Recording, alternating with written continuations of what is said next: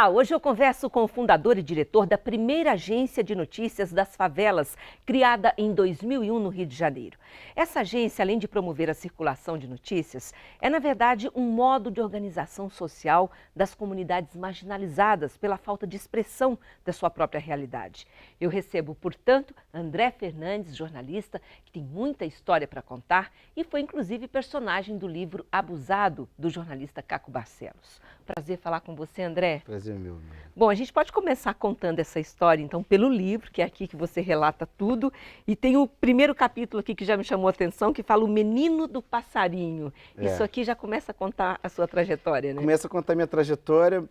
Essa era uma história que meu avô me contava, do Menino do Passarinho, o Walter Fernandes, já falecido, que foi minha grande inspiração, meu avô, né?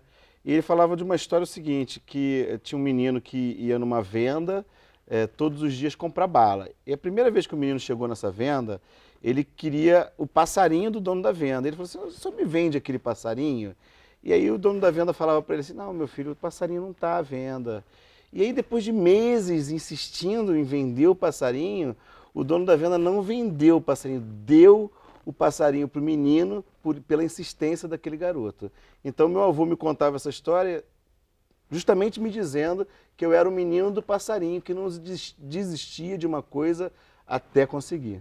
Legal. André, até antes de começar a entrevista, eu perguntei para ele, comentando aqui, como é que a gente fala? Comunidades carentes, marginalizadas? E ele disse, não, fala favela mesmo. Então vamos lá. Como é que começou a sua aproximação com as favelas, os moradores dessas comunidades no Rio de Janeiro? Começou há uns 20 e poucos anos atrás. Eu era fuzileiro naval.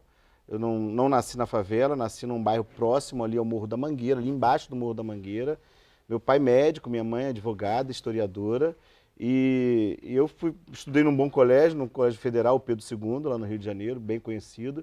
E depois eu me tornei fuzileiro naval. Fiz um concurso, passei.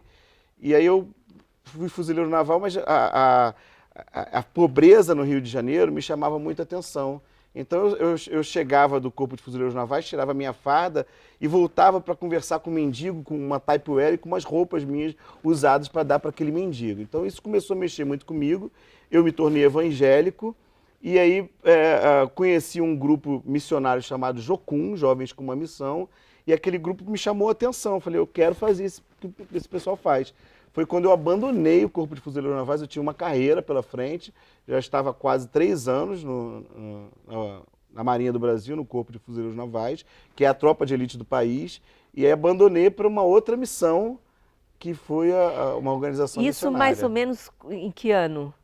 Isso foi em 1992. Então, gente, até para a gente entender o que aconteceu na vida dele, nessa época ainda havia toda aquela questão de favela ser um lugar impenetrável, quer dizer, as pessoas não podiam entrar praticamente, quem não era morador daquele local.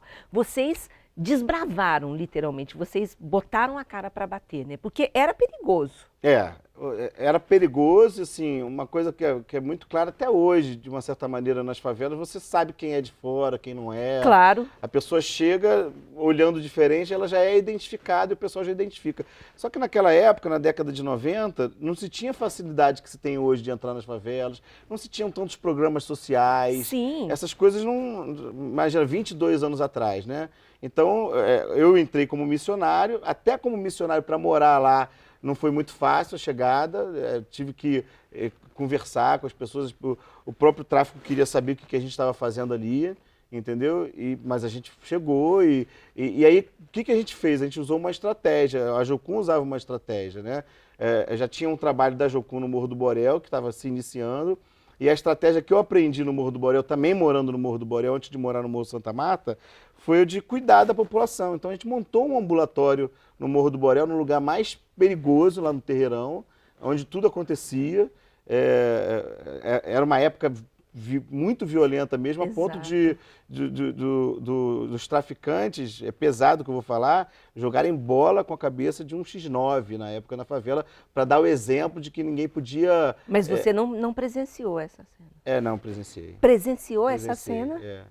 Quer dizer, isso era a época em que estava começando toda a expansão do tráfico no Brasil, Foi né? o início da década de 90, 90. justamente, que o tráfico começou a ficar mais forte, as facções começaram a se dividir, o armamento mais pesado começou a entrar Sim. no Rio de Janeiro. Não se tinha notícia de fuzil, AR-15, essas coisas que a gente vê hoje naturalmente, né? Você enfrentou riscos? O que aconteceu? Vamos lá, desse contato com esses líderes Enfrentei, das porque assim, facções. imagina o cara que era fuzileiro naval, de cara, pô, o que esse cara que era fuzileiro naval tá fazendo aqui dentro, né? Desconfiança total, Desconfiança total. Depois, algumas questões internas também nas favelas, porque às vezes algumas lideranças, por vaidade, se sentem ameaçadas. Então entra um cara de fora, o que esse cara está fazendo aqui, né? Então eu, de fato, no Santa Marta, quando eu cheguei no Santa Marta, eu relato essa história, eu tive que me apresentar para um grupo de lideranças e depois eu fui me apresentar para o líder do tráfico local na época, que era o Marcinho VP. Eu fui lá conversar com ele e falar... Fazia parte do protocolo, né? Fazia parte do protocolo. Ele já tinha ouvido falar muito de mim, porque foi uma coisa até interessante. Antes desse episódio com o Marcinho VP, que eu fui lá me apresentar, eu fui numa reunião de líderes que eles me questionavam, e aí, de repente, um dos principais líderes estava tossindo, aí puxou uma pastilha do bolso, que era uma pastilha contra a tosse, realmente, que algumas missionárias da Suíça traziam para nós alguns medicamentos. E esse medicamento, como veio uma boa quantidade, a gente distribuiu para o pessoal que realmente estava precisando e tudo mais. E aí ele puxou na hora da reunião, né? E aí ele olhou para todo mundo assim, olhou para mim, e aí o pessoal ficou olhando para ele e ele falou assim, da Jocum, né? Aí já foi seu carta aberta aqui. Foi carta aberta. E depois desse episódio, eu fui conversar com o Marcinho VP, né? Ele estava na boca de fumo lá com o pessoal, e eu cheguei para me apresentar. Foi uma coisa até que eu relato esse episódio no livro, que eu cheguei, ele estava sentado, eu vim em pé, ele se levantou, e eu me abaixei, e ele demonstrou um respeito, assim, de levantar para falar comigo, e eu também quis me colocar ali, respeitando ele, me abaixei para falar com ele, e aí ele falou assim... Como assim? Você se curvou? Não assim, me curvei, eu me abaixei para falar, e aí eu relato bem isso no livro, que as nossas mãos, elas se encontraram no meio do caminho, ele se levantando e eu me abaixando.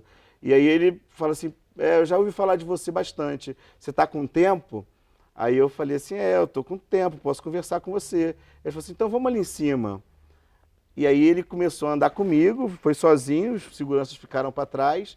E aí, lá em cima, eu tinha ouvido falar muitas histórias de pessoas que subiam para o pico do morro e nunca mais voltavam. Nunca mais voltava, exatamente. Quando você falou vamos lá em cima, aí eu falei já assim, me deu pronto, arrepio. né, o que vai acontecer? Aí não, de repente ele me levou para uma pedra que tinha uma visão total do morro, e a gente ficou ali o primeiro encontro, umas 2 horas conversando, e ele falando das expectativas dele, que ele queria ver a mudança. Realmente esse rapaz, ele tinha um pensamento mais social, ele era diferenciado, tanto é que ele atraiu a atenção de tantas pessoas, incluindo o próprio Caco, que acabou escrevendo o Abusado. Livro sobre ele. Bom, eu vou fazer um breve intervalo, daqui a pouquinho você vai me contar mais detalhes quando você diz ele era diferenciado.